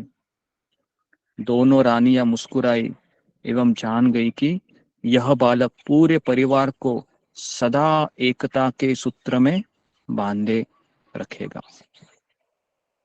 तो इस तरीके से दशरथ को अपने पहले पुत्र के जन्म के समाचार से जो प्रसन्नता हुई उसकी तो कोई तुलना ही नहीं की जा सकती, है ना। तो उसके बाद फिर कैकेयी को सौर ग्रह में ले जाया गया। अगले दिन सुबह उन्होंने भी एक पुत्र को जन्म दिया। अगले दिन मतलब कल, है ना। आज राम का जन्म हुआ, कल किसका जन्म होने वाला है, कल है वो भरत का, भरत का जन्म होगा, है ना। चैत्र मास का 10वीं का दिन था वो, है ना। और नक्षत्र कौन सा था, पुष्यमी नक्षत्र था। उस नक्षत्र में चैत्र मास के 10वें दिन में भरत का जन्म हुआ। और दोपहर को, उसी दिन के दोपहर को सुमित्रा ने अश्लेष नक्षत्र में 2 जुड़वे पुत्रों को जन्म दिया। माताओं ने जिस क्रम प्रसाद ग्रहण किया था उसी क्रम में बालकों का जन्म हुआ। पहले किसने खाया था, कौशल्या ने खाया था। कौशल्या माता ने। तो इसके लिए पहले राम को जन्म हुआ, फिर किसने खाया था? कैकेयी ने खाया। फिर कैकेयी को भरत का जन्म हुआ और उसके बाद फिर दोनों सुमित्रा ने खाए थे। तो उसके पश्चात फिर लक्ष्मण और शत्रुघ्न का जन्म हुआ। तो अभी दशरथ ने घोषणा किया, इतना आनंद हुआ, इतना आनंद हुआ कि आने वाले 7 सालों तक प्रजा से कोई कर नहीं लिया जाएगा। तो सारी प्रजा खुश हो गई। कर मतलब क्या? टैक्स, है ना। अभी अगर नरेंद्र मोदी ने कहा आने वाले 7 साल हम कोई टैक्स नहीं लेंगे, बाप रे बाप, कितना दिवाली होगा, क्या नहीं होगा, सब फटाके फोड़ेंगे, है ना। तो इस तरीके से, है ना, दशरथ महाराज ने ये ऐलान किया कि 7 सालों तक कोई प्रजा से कर नहीं लिया जाएगा और उनका राजकोष खुला था। कोई भी याचक मनचाही वस्तु मांग सकता था। ब्राह्मणों को असीम धन संपदा दान में की गई, है ना। अयोध्या में प्रत्येक मंदिर को सजाया गया, है ना। उसके बाद दिव्य भाइयों का भी नामकरण संस्कार होने वाला था। संतान के जन्म के 11 दिन बाद महान ऋषि वशिष्ठ दशरथ के महल में पधारे ताकि बालकों का नामकरण संस्कार संपन्न किया जा सके। मुनि वशिष्ठ ने बालकों का सावधानी से निरीक्षण किया और प्रभु के आगे प्रार्थना करते हुए बालकों को उनके नाम दिए, है ना। वशिष्ठ ने कौशल्या के पुत्र को देखते ही तत्काल उसका नाम क्या रख दिया? राम। जिसका अर्थ क्या है? कौन बताएगा राम शब्द का अर्थ क्या है? आप में से? आनंद देने वाला। हाँ, हृदय को आनंद प्रदान करने वाला, है ना। जब आप राम बोलते हैं तो देखो आपके हृदय को आनंद आ रहा है, कि नहीं आ रहा है ना। राम बोलते ही हृदय एकदम प्रफुल्लित हो जाता है ना। तो ऐसा लगता था कि मानो बालक भी वही नाम चाह रहा था अपने को। तो वशिष्ठ इतने भावुक हो गए थे नाम देने के लिए, है ना। उन्होंने नाम को नहीं चुना था, अपितु नाम अपने आप ही प्रकट हुआ था। वशिष्ठ ने कैकेयी के पुत्र का नाम रखा भरत, जिसका अर्थ क्या है? लिखिए, भरत शब्द का अर्थ क्या है? बहुत इंपॉर्टेंट है। भरत शब्द का अर्थ है ऐसा व्यक्ति जिसके सिर पर बहुत भार हो और राम के वन जाने के बाद भरत को ही राज्य का सारा भार संभालना पड़ा। तो भरत नाम का अर्थ है कि उस बालक में निस्वार्थ भाव से उत्तरदायित्व का भार अपने सिर लेने की असीम क्षमता विद्यमान थी भरत में। ओके, तो गुरु जी जरा फिर से बोल दीजिए ना। निस्वार्थ भाव से उत्तरदायित्व का भार अपने सिर लेने की असीम क्षमता उस बालक में विद्यमान थी। उत्तरदायित्व मतलब क्या? जिम्मेदारी। बार बार हम एक ही आपको कहते हैं, अगर आप जिम्मेदारी नहीं लोगे भक्ति में तो हम भक्ति में आगे ही नहीं बढ़ेंगे, हालांकि हम छोड़कर चले जाएंगे। क्योंकि भगवान का क्योंकि भक्ति का अर्थ क्या है? भक्ति की डेफिनेशन भी आप लिखिए। भक्ति की डेफिनेशन है भगवान की प्रेममय सेवा। ये भक्ति की व्याख्या है। भगवान की प्रेममयी सेवा, ये भक्ति की व्याख्या। इसके लिए सेवा मतलब जिम्मेदारी। जिम्मेदारी में कष्ट होता है, लेकिन वो कष्ट हमें शुद्ध कराता है। तो इसके लिए जिम्मेदारियां जो लेता है भक्ति में वही आगे बढ़ता है। और जो केवल कथा सुनते रहता है उसका मन कहता है कितनी कथा सुनेगा, अभी बस करो ना, फिर वो चला जाता है। तो इसके लिए मैं बार बार आपको यही चीज कह रहा हूँ। आज रामनवमी है, शुभारंभ कीजिए सेवा का, है ना। सेवा बहुत जरूरी है। तो आज दिन भी अच्छा है, क्लास भी आप अच्छा सुन रहे हैं, तो बेटर है कि आप सेवा का शुभारंभ कीजिए। आपको याद रहेगा कि मैंने रामनवमी के दिन ही सेवा के लिए मांग की थी, और मैंने सेवा करना भी शुरू किया था। ओके, तो ये है भरत के नाम पे। तो कैकेयी के मस्तिष्क में आया था प्रसाद खाते समय कि भरत ये किसका अनुयायी बने, राम का अनुयायी बने। तो भरत ने स्वयं को अपने बड़े भाई राम के प्रति समर्पित कर दिया था। वे राम के भार को हल्का करने में अपना सहयोग देना चाह रहे थे, है ना। सुमित्रा के दोनों पुत्रों के नाम लक्ष्मण तथा शत्रुघ्न रखे गए। अभी लक्ष्मण शब्द का अर्थ लिखिए, बहुत सुंदर अर्थ है। क्या सुंदर अर्थ बताते हैं वाल्मीकि मुनि। लक्ष्मण शब्द का अर्थ है कि जो लक्ष्मी से बना है, और उसका अर्थ क्या है, संपदा। धनवान व्यक्ति थे, है ना। लक्ष्मण सबसे धनवान व्यक्ति थे लक्ष्मण इस संसार में, रामायण में, है ना। लक्ष्मण ने कभी भी भौतिक संपदा, प्रभाव अथवा सत्ता की लालसा नहीं रखी, है ना। उनके पास कौन सी संपदा थी, कौन बताएगा मुझे। लक्ष्मण के पास सेवा सेवा हाँ, सेवा सेवा, जी, सेवा रूपी संपदा थी सेवा जी। इसके लिए कहा जाता है कि लक्ष्मण भी बहुत सेवा कर रहे थे और भरत भी बहुत सेवा किए। लेकिन जब दोनों की चर्चा आती है, कौन मुझे बताएगा कि लक्ष्मण और भरत दोनों में से किसकी सेवा की सराहना रामायण में वाल्मीकि मुनि करते हैं और क्यों। फिंगर को रेज कीजिए, और क्यों। आप शायद उत्तर आप सही दे सकते हैं, लेकिन इसका स्पष्टीकरण भी जरूरी है जी। बहुत इंपॉर्टेंट है ये क्वेश्चन कि सेवा भी कौन सा है ना जी। ओके, नंदिनी झा।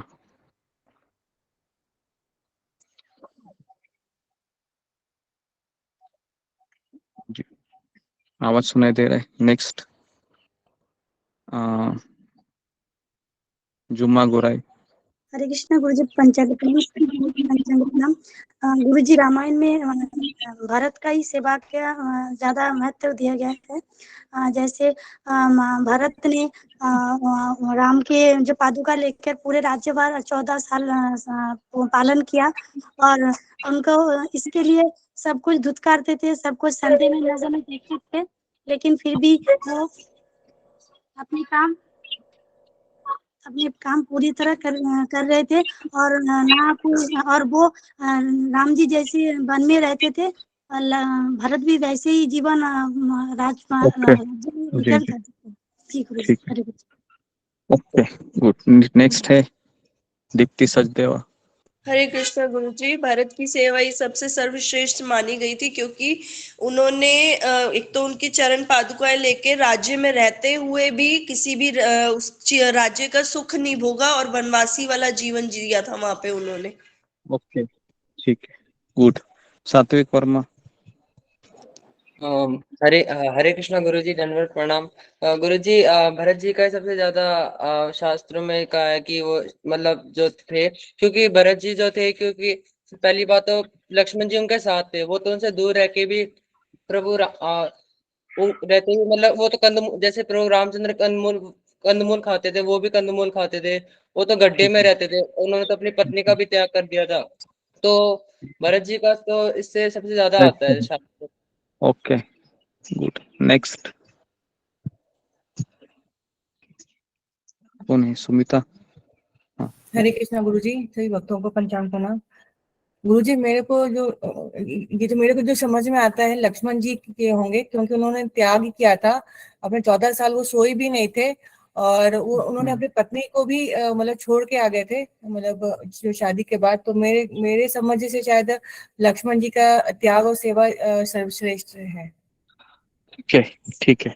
तो जी जी, तो जी, तो देखिए, सबने बराबर कहा है कि दोनों की सेवा में कुछ कंपैरिजन नहीं करना चाहिए, लेकिन फिर भी हम सीखना चाहते हैं। तो लक्ष्मण और भरत में, है ना, लक्ष्मण और भरत में लक्ष्मण का सेवा है, इसकी सराहना वाल्मीकि मुनि ज्यादा करते हैं, भरत की इतनी नहीं। अबे आप बोलोगे क्यों? इसके पीछे भी कारण है। जिसके साथ हम रहते हैं ना, उसकी सेवा करना बहुत मुश्किल है। जिसके साथ हम रहते हैं 24 घंटा, क्या लगता है आपको? और मान लो अगर आपको कोई सेवा देता हो करो करके, तो आप मान लो कि फेथफुली करते भी है जिंदगी भर है, या 14 साल मान लो, लेकिन आप मेरे साथ रहकर यहाँ पर सेवा करेंगे तो आप भाग जाओगे। क्यों भाग जाओगे पता है क्या? क्योंकि क्योंकि आप नजर में बोलोगे हाँ कितना ये सेवा करने के बाद भी फॉल्ट निकालता है, ये नहीं किया वो नहीं किया, ऐसा नहीं वैसा नहीं है ना। तो बताओ अभी किसके साथ रहना है ना, प्रभु राम के साथ रहते हुए सेवा करना कठिन है ना। और इसका प्रत्यय कभी आया था? जब वो स्वर्ण हिरण उनके जिंदगी में आता है, दोनों ओर से गालियां पड़ती है दबा के। सीता भी गाली देती है उसको, कहती है कि तुम्हारा चरित्र में खोट है ना, तुम मेरे लिए है ना, तुम मेरे शरीर के ऊपर तुम भोग करना चाहता है मेरा, इसलिए तुम अयोध्या से मेरे साथ आया है। सोचो 14 साल है ना बिना सोए सेवा करने के बाद ये सुनने को मिल रहा है ना। और उसके बाद राम क्या बोलता है? तेरे को मैंने काम दिया था कि सीता की रखवाली करो, तुमको एक काम भी ठीक से होता नहीं है, क्या करेगा तुमसे? दोनों ओर से गाली पड़ी है ना। तो अभी साथ साथ रहने के बाद गाली पड़ती है या दूर रहने के बाद गाली पड़ती है, बताओ? है ना? साथ साथ रहते हमने सोचा ही नहीं था कि ये पॉइंट भी आया था। जी, तो इसके लिए बहुत इम्पोर्टेंट पॉइंट है कि सेवा तभी होती है जब साथ रहते हैं ना, तब अगर आप सेवा कर पाते हैं तो फिर आपको मानना पड़ेगा, है ना। क्योंकि अहंकार है ना टूट जाता है कई बार, क्योंकि जिससे हम प्रेम करते हैं वो जब बोलता है ना, बाप रे बाप, एकदम हृदय पे वार लगते हैं ऐसे, खट खट खट खट खट खट खट खट। तो लक्ष्मण जी ने ये वार सहन किए। इसके लिए राम के साथ हमेशा कौन रहते हैं? भरत नहीं रहते, लक्ष्मण रहते हैं। है ना। तो इसके लिए ये मुझे पता नहीं था, मैक्सिमम लोग भरत ही बोलेंगे क्योंकि भरत का थोड़ा इमोशनल दिखता है ना, कि पादुका दिखती है, थोड़ा सा तपस्या करने के लिए भी जाते हैं। लेकिन ऐसा लगता है कि लक्ष्मण तो आसानी से राम के साथ रह रहा है। नहीं, आसानी से नहीं, सारा सेवा करना पड़ता था। राम केवल आदेश देते थे, भरत लक्ष्मण अभी कुटिया बांधो चित्रकूट में, लक्ष्मण अभी जाओ जरा नदी से पानी लेके आ जाओ, कंदमूल लेके आ जाओ।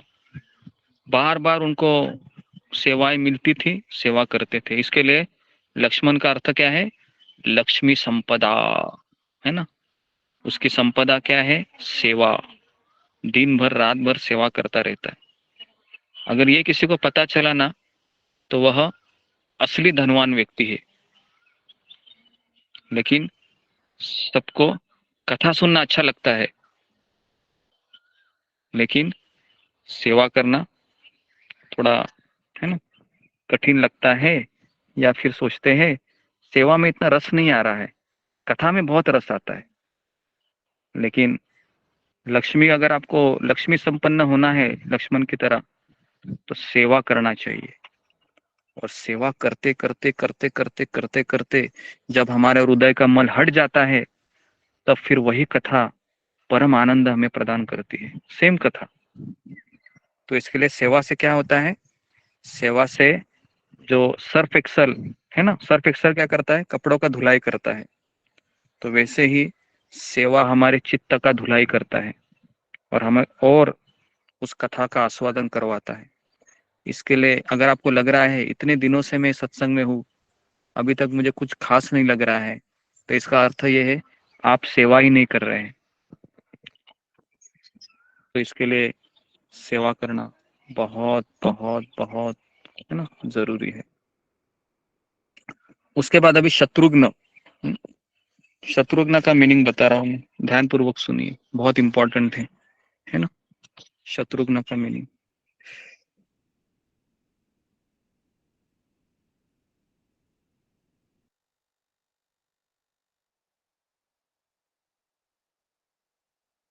गुरुजी आप म्यूट हो गई। हो गया क्या? हरे कृष्ण। ओके, तो अभी हम गुरुजी आपकी आवाज नहीं आ रही। जी, तो अभी हम अभी आया। शत्रुघ्न जी, शत्रुघ्न का मीनिंग है उसको हम देखेंगे, है ना, किस तरीके से शत्रुघ्न का अर्थ है। हाँ, ओके। तो शत्रुघ्न का अर्थ है जिसने अपने शत्रु पर विजय प्राप्त किया है। ओके, जिसने अपने शत्रु पर विजय प्राप्त किया है। तो अभी आप बोलोगे कौन सा शत्रु? तो देखिए, शत्रुघ्न ने केवल एक ही असुर को मारा था पूरी जिंदगी में। एक ही कथा, एक ही असुर को। क्या था, क्या नाम था उनका? लवनासुर। लवनासुर। फिर यहाँ पर शत्रुघ्न को ये नाम क्यों दिया गया है कि उसने अपने शत्रुओं को जीत लिया है? तो असली शत्रु कौन है हमारे? काम, क्रोध, लोभ, मद, मोह, मत्सर। इन शत्रुओं को शत्रुघ्न ने जीता था, इसके लिए इनको शत्रुघ्न कहा जाता है। क्योंकि शत्रुघ्न को ज्यादा आनंद मिलता था। क्यों? कौन बताएगा मुझे? सबसे ज्यादा आनंद है चारों भाइयों में से शत्रुघ्न को ज्यादा मिला। अगर ये आपको पता होगा ना, तो आपको रामायण 90% समझ में आ गया। राम, लक्ष्मण, भरत और शत्रुघ्न में से सबसे ज्यादा आनंद शत्रुघ्न को मिला। जी बताइए, रीना सिंह। हरे कृष्णा गुरुजी, पंचांग प्रणाम। गुरुदेव, मैंने बहुत कैमरा गहरा ऑन करो, नहीं बोलो। सुनी है, लेकिन श्री चैतन्य चरितामृत में जो है कि एक लीला आती है, जो चैतन्य महाप्रभु जो है जाते हैं तो अपने दास को गले नहीं लगाते हैं, वो अपने दास के दास को गले लगाते हैं। और यहाँ पे जो शत्रुघ्न है वो अपने भरत जी जो है कि भगवान राम के दास हैं, और वो उनका भी जो है कि वो सेवा कर रहे हैं। इस वजह से जो मुझे ऐसा समझ में आया गुरुदेव की उनको ज्यादा जी जो है जी प्रेम और जी जी जी जी, आनंद आपने है। जी जी सही पकड़ा है आपने कि भरत है वो राम का सेवक था, है ना, बराबर है। और भरत का सेवक कौन था? शत्रुघ्न। तो जो सेवकों का सेवक है उसको ज्यादा आनंद आता है भक्ति में। तो ये उसका उत्तर था। शत्रुघ्न को ज्यादा आनंद आता था, क्योंकि हमारा संप्रदाय, हमारे जो आचार्य यही सिखाते हैं हमको क्या बनना चाहिए? दास दासानुदास, है ना, सेवकों के सेवकों का सेवक। गोपीर भरतुर पद कमल योर दास दासानुदास, है ना।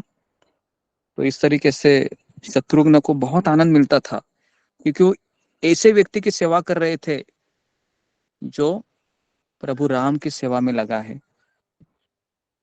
तो इसके लिए शत्रुघ्न, है ना, शत्रुघ्न की पत्नी का नाम क्या था? मांडवी।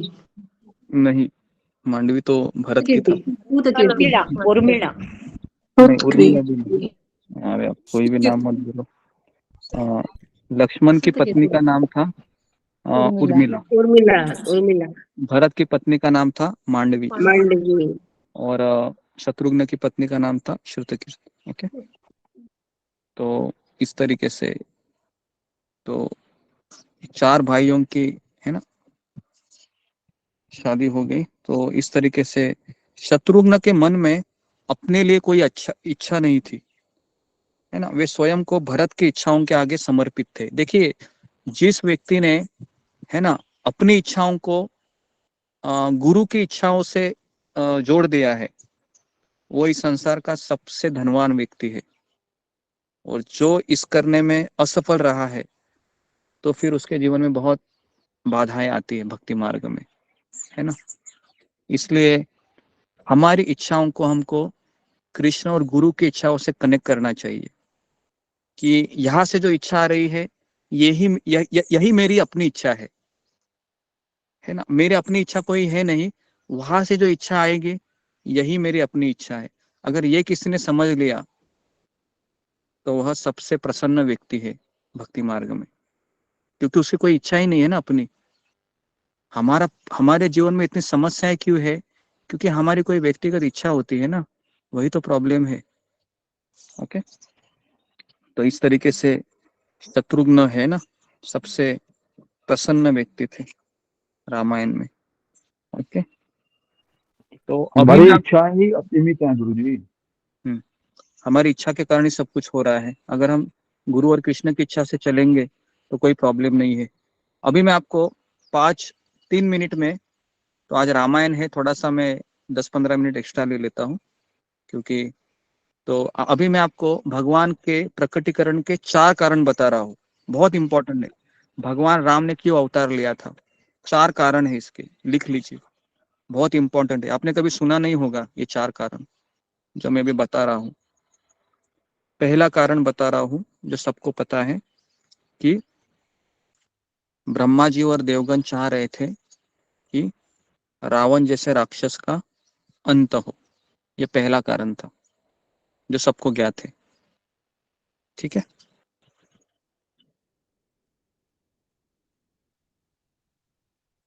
दूसरा कारण था कि जिन भक्तों को राक्षस लोग बहुत कष्ट दे रहे थे, है ना, उन भक्तों को कष्ट से मुक्ति देने के लिए प्रभु रामचंद्र यहाँ पर प्रकट हुए थे। मतलब बेसिकली भक्तों की रक्षा के लिए या भक्तों को आनंद देने के लिए।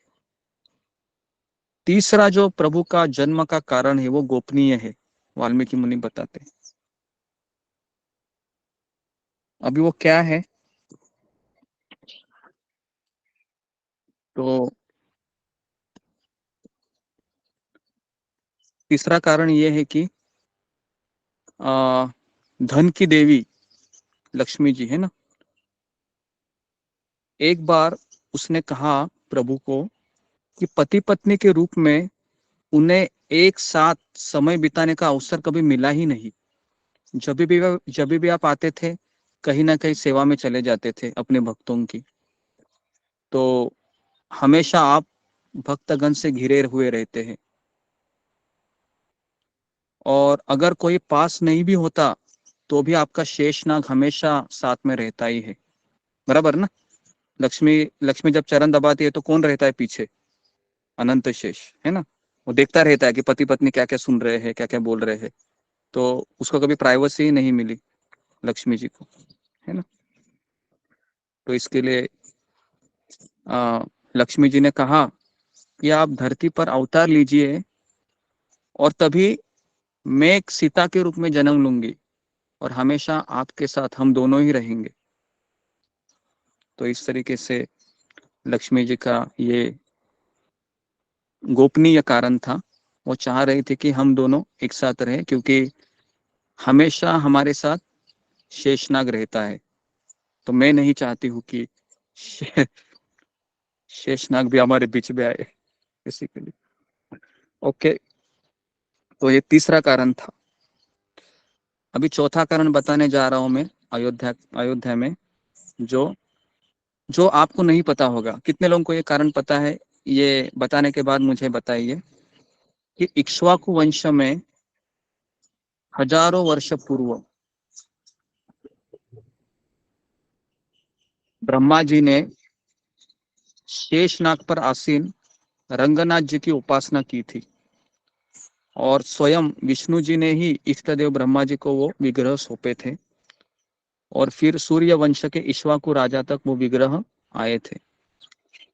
उसके बाद अनेक लंबे समय तक पूजन करते करते करते करते वह दशरथ महाराज के पास आए थे, और दशरथ ने भी अनेक वर्षों तक रंगनाथ जी की पूजा की, और रंगनाथ ने बहुत लंबे समय तक प्रतीक्षा की थी, क्योंकि रंगनाथ जी हमेशा सोच रहे थे कि मेरी पूजा अच्छे से कब होगी, उन्हें कोई ऐसा भक्त मिले जो बहुत प्रेम से निष्ठा से उनका पूजन करे। तो अंततः उन्होंने निर्णय लिया कि रंगनाथ जी स्वयं धरती पर अवतार लेंगे। किसके रूप में? राम के रूप में, है ना। तो अगर आपको पता होगा, प्रभु रामचंद्र ने रंगनाथ जी के विग्रह किसको दिए थे? बाद में, किसी को याद है? विभीषण को दिए थे ना। हाँ, विभीषण को दिए थे। तो ये चौथा कारण है। ये रंगनाथ जी अभी कहाँ पर है? South India. दक्षिण भारत में। जी, दक्षिण दक्षिण भारत में। भारत में श्रीरंगपट्टनम में। श्रीरंगपट्टनम। जी, तो वहां पर ये विग्रह है। तो अगर आप उस विग्रह को देखने जाओगे, है ना, मैं 2007-8 में गया था, जब हमारा IYS यात्रा निकला था बच्चों, मतलब स्कूल में, सॉरी कॉलेज के जो जो तरुण लोग रहते हैं उनका यात्रा निकालते मंदिर से, तब हम गए थे ग्रेजुएशन के समय। तब हमने श्रीरंगम में देखा था उस विग्रह को। काफी बड़े विग्रह है वो, 3 दरवाजे से उनको देखना पड़ता है, इतने बड़े विग्रह है। ऐसे भगवान सोए हैं, ऐसा एक हाथ उन्होंने ऐसा रखा है ना, इस तरीके से वो विग्रह है। तो ये 4 कारण है। तो ठीक है, तो आज मैं यहाँ पर रुकता हूँ। तो आज हमने काफी विस्तार से चर्चा की भगवान की जन्म कथा के ऊपर, बहुत डिटेल में मैंने लिया जितना हो सके उतना। तो कैसी लगी आपको ये कथा प्रभु रामचंद्र की, है ना? बहुत सुंदर। मुझे भी बहुत अच्छा लग रहा है, सुनते जाओ और बस इसी में खोए रहो। बहुत सुंदर। हाँ, जी बहुत सुंदर। नहीं जाओ। तो अभी गुरु यहाँ पर जी, हम- शेष तो फिर भी 14 साल भगवान जी के साथ ही रहे हैं लक्ष्मण के रूप में। हाँ हाँ, नहीं, लेकिन जब लक्ष्मण जी के साथ रह रहे थे, लेकिन सीता माता बेडरूम में तो सीता और राम ही रहते थे ना, तब लक्ष्मण जी नहीं रहते थे ना प्राइवेसी में। जब मियाँ बीबी रहते तो लक्ष्मण जी कहाँ थे? लक्ष्मण जी की भी तो, उसको भी एक बीबी दी गई थी, तुम उसके साथ रहो, उर्मिला के साथ, है ना? तो इस तरीके से हमेशा 2 लोग हमेशा रहते हैं प्रभु राम के साथ, एक सीता माता रहती है और लक्ष्मण जी रहते, है ना? आप कोई भी भगवान का विग्रह देखो, अकेले रहते हैं क्या राम? नहीं, राम के साथ सीता रहती है, लक्ष्मण रहते हैं, और एक व्यक्ति रहता है, वह है हनुमान जी। हनुमान जी। हनुमान जी। हरे कृष्ण। है ना? तो इस तरीके से, है ना? ठीक है, तो यहाँ पर हम रुकते हैं। तो दोपहर में भी हम रामायण की ही कथा करेंगे, जो हमारा लीला हमने वहां पर रोका था, वनगमन लीला, उसको मैं फास्ट फॉरवर्ड करके हम जो लेसन है वो ले लेंगे, है ना? गंगा को पार करते हुए, उसके बाद श्रृंगवेरपुर पहुंचते हैं, फिर भरत जी पीछे आते हैं, और कल भी हम रामायण का ही सत्र रखेंगे, कल सुबह भी, है ना? तो कैसा, आप रामायण कथा सुनने को अच्छा लगता है ना? ऐसा लगता है सुनते रहो सुनते रहो सुनते रहो, जी सुंदर गुरु। है रामायण। भगवान जी का पूजा 12 बजे करना है या फिर जी उनसे हाँ, पहले भी कर सकते हैं? हाँ, तो अभी आपको दोपहर के 12 बजे तक निर्जल उपवास रखना है, जो आपने रखा होगा, मैंने भी रखा है। तो अभी 1.5 घंटा है, और ठीक 12 बजे आप आरती कीजिए। भले ही आपके घर में भगवान कृष्ण भी रहेंगे, राधा कृष्ण, तो भी चलेगा, उनको आप राम बनाइए आज के दिन, कृष्ण को, और राधा को सीता बनाइए, ठीक है? और इस तरह से आप उनकी पूजा कीजिए, उनके हाथ में धनुष्य दीजिए बांसुरी की जगह आज के दिन, और इस तरीके से आप उनकी पूजा कीजिए, और राम और सीता मानकर। और उसके पश्चात फिर आप उनके लिए अच्छा अच्छा आइटम बनाइए, खीर बनाइए, है ना?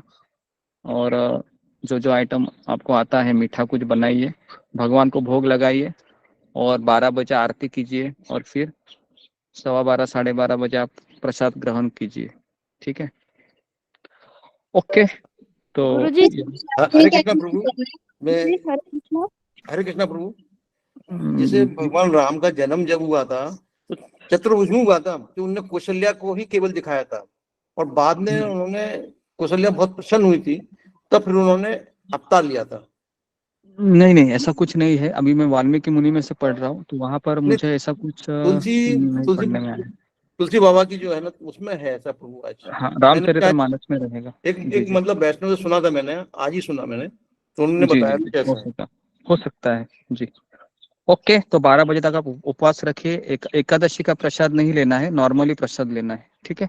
दाल रोटी सब्जी चपाती, ठीक है? हरे कृष्ण गुरु और जी। आप आते रहिए। हाँ, रामनवमी को मतलब ऐसा एकादशी वाला लेती हूँ, वैसे कभी नहीं है।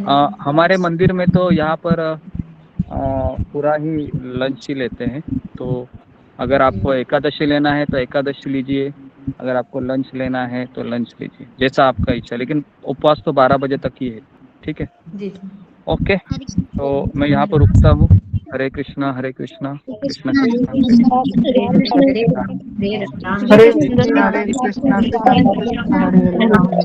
रघुनाथ गुरु जी। हरे कृष्ण श्री धन्वंतरि प्रणाम, सभी भक्तों को धन्यवाद प्रणाम। प्रणाम। हरे प्रणाम।